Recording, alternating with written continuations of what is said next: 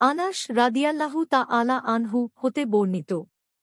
তিনি বলেন, রাসূলুল্লাহ সাল্লাল্লাহু আলাইহি ওয়াসাল্লাম বলেছেন, মানুষ পরস্পরে সর্বদা প্রশ্ন করতে থাকবে, এমনকি একসময় এ প্রশ্ন করবে যে, যখন প্রত্যেক জিনিসকে আল্লাহ সৃষ্টি করেছেন তবে মহান আল্লাহ রব্বুল আলামিনকে সৃষ্টি করল কে?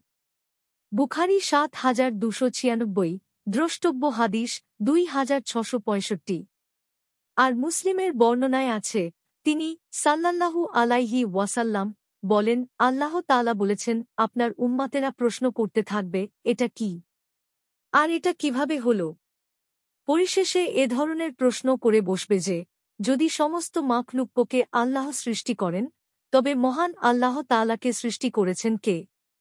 মুসলিম ১৩৬, সহিহ আল জামি ৫২১৯, সহিহ আল জামি ৪৩১৯। মিশকাতুল মাশাবিহ ৭৬। হাদিসটির মান সহিহ।